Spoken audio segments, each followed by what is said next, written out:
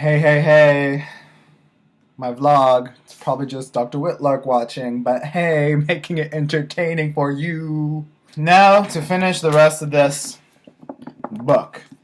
So this is the third video, so now I'm going to finish the second part of the book. Because I think there's another part still. Actually, I know there is. So, there's actually two more. Anyway. So we're back with this narrator. He is back. He's reminiscing back with his family, his wife and his children, and all those people that you kind of forget exist. And then he starts talking about the people he was dating.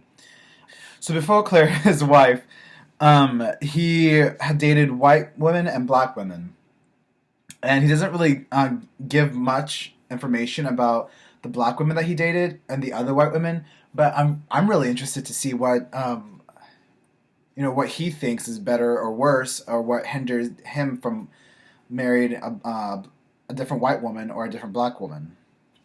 Nonetheless, he continues to say that when he first saw Claire, he thought, "Oh, she ain't the one. She ain't the one." But he found her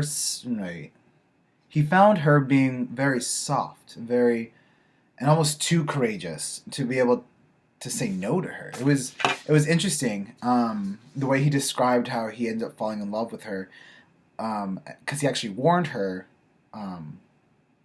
about falling in love with him, because he knew she didn't know what she was getting into.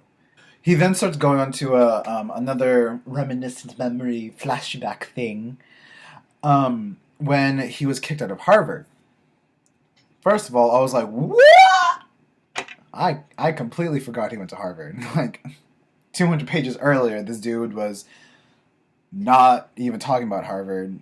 Even 10 pages before, he wasn't even talking. Harvard was just not in the picture. He began talking about why he got kicked out of Harvard. First of all, how the crap do you get kicked out of Harvard? So I looked that up. I was really curious of what were the causes for getting kicked out of a university and then Harvard. The basic ones at a university would be grades, conduct, and a violation of the judicial affairs constitution. The thing that everyone just understands is, logical and reasonable. That's for a normal university. For Harvard, it's grades, misconduct, defiling the contract or disobeying it in some way. More importantly, they have a lack of tolerance for cheating, which seems normal, but at Baylor University, there's a 3-strike rule that you can cheat twice and it'd be okay. Keep on reading. I'm like, what the crap did you do? Which one of these did you do? I don't know why I just went Texan, or like deep Texan. So I keep on reading, and this part was really just like, what? He hit a police officer. Yeah, that's why he got kicked out of Harvard. He hit a police officer. And so I keep on reading, like, okay, there has to be some reason why all of a sudden you hit a police officer. I was really confused and really just like, oh, why is this dude so not okay? And his explanation, I was just like, wow, wow. His explanation, quote, "You don't understand." Well, of course I don't understand. You don't even explaining a 1, why you did it, 2, who it was, 3, what happened to you after, except that you got kicked out of Harvard. Fool, you need to get your life together. I reacted pretty calmly. It's not like I really wanted to know why he got kicked out of one of the most revered schools in the country and the world. Moving on with the rest of this. narrative, let's say, the narrator, of which we still don't know his name, though I really still think it's Cecil, is going on to the next day to his construction job, with very little food and very little sleep. So already I'm like, bro, I've been there. Actually, I haven't been there because you're a fictional character, but okay. And the owner of the construction site just really just admires his work and gives him all this praise, but some snooty little coworker, peer person that comes over and then says something derogative and eggs on our narrator. The narrator punches him in the face. And then he drops all he does, picks up his things and the rest of his pay and leaves, and then comes back to that job. And it's, yeah, kind of like weird. With the money that he took from the job, he ends up going to buy Claire 2 pairs of jeans, which he will give her as a gift when she returns. And to tell her that he's leaving. He's buying her a pair of jeans to tell her that he's leaving her and the rest of the family.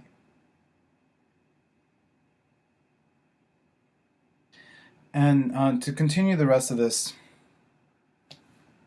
summarization of the book, our narrator still has to try to figure out how to pay for the boys' tuition, 1, and rent, 2. So 1, to continue looking for a way to pay their tuition.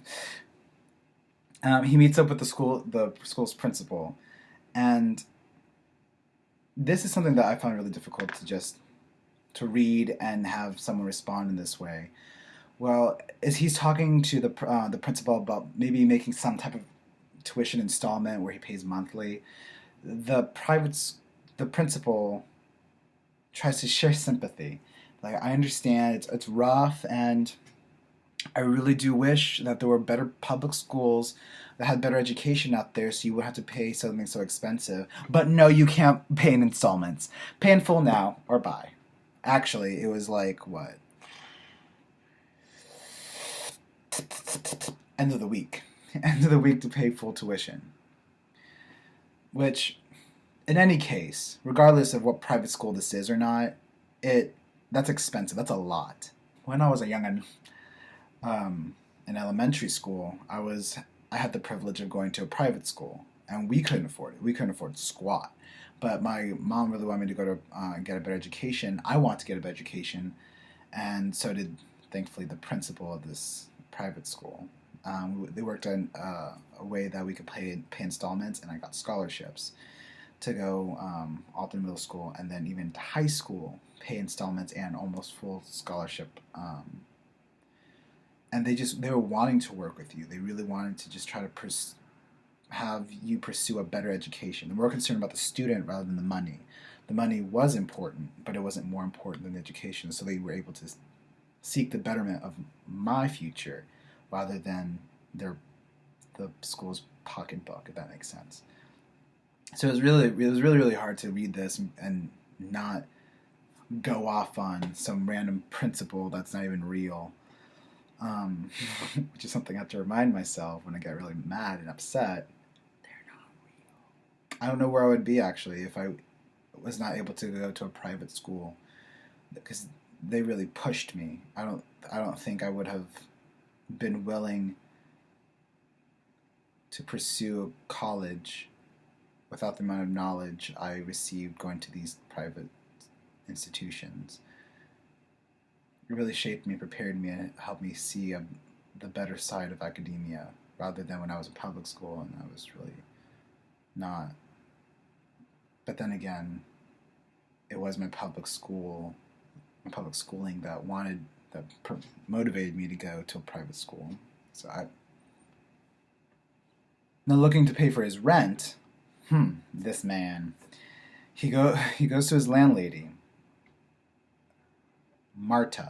landlady Marta. And he goes to her and he asks for his security check back. I really picture this lady like super like I don't know, just like old shriveled and just grouchy all the time because she has to collect all this rent for things that she overpaid for and blah, blah, blah, blah. Listen here, young'un.